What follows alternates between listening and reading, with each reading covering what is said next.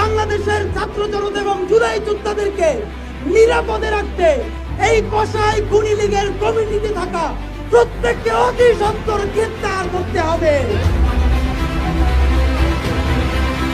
বক্তব্য, স্লোগান, কবিতা, প্রতিবাদ বা প্রতিরোধে ইতিমধ্যে বাংলাদেশে তারা গুপ্ত হত্যা শুরু করেছে। সাহসের যে কণ্ঠ মানুষের মন থেকে আকাশের সীমানা ছাড়িয়েছে, এই দ্রোহে নেমে আসবে নিস্তব্ধতা, এমন পূর্বাভাস কি দেখেছিল নতুন বাংলাদেশ?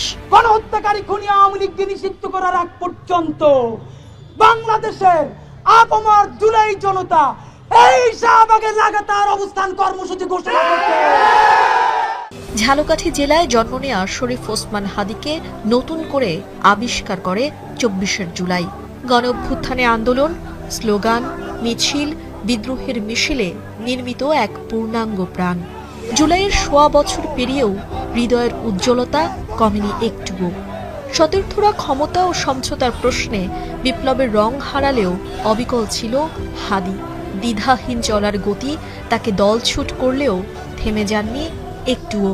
গণহত্যাকারী আওয়ামী লীগের পূর্ণাঙ্গ বিচারের বিষয়ে স্পষ্ট ধারা উল্লেখ থাকতে হবে।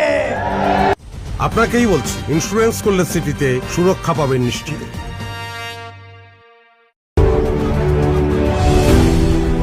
জুলাই গণ অভ্যুত্থানে অংশগ্রহণকারী ছাত্র জনতার অভিজ্ঞতা ও দাবির ভিত্তিতে নিজেই প্রতিষ্ঠা করেছেন সাংস্কৃতিক ও রাজনৈতিক প্ল্যাটফর্ম ইনকিলাব মঞ্চ, যে মঞ্চের মুখপাত্র হয়ে হাদি বারবার গর্জে উঠেছে দুর্নীতি, দুঃশাসন, আওয়ামী লীগ ও ভারতীয় আধিপত্যবাদের বিরুদ্ধে।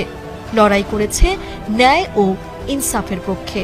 আওয়ামী লীগ নিষিদ্ধ, জুলাই আহত ও শহীদদের অধিকার রক্ষায় এক চুলো আপোষ করেননি হাদি।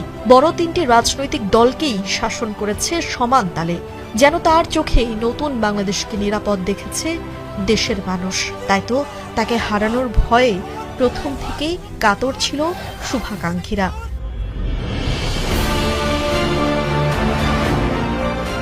নির্বাচনে স্বতন্ত্র প্রার্থী হয়ে স্বতন্ত্র চরিত্রে উদ্ভাসিত হয়েছেন জুলাই বিপ্লবের অন্যতম প্রধান নায়ক হাদি। মুড়ি বাতাসা হাতে নিয়ে ছুটে গেছেন মানুষের দরজায়। নির্বাচনী খরচ জোগাতে নিঃসংকোচে হাত পেতেছিলেন মানুষের কাছে, যা তাকে মানুষের হৃদয়ের অন্তরালে গভীরভাবে লেপ্টে দিয়েছে।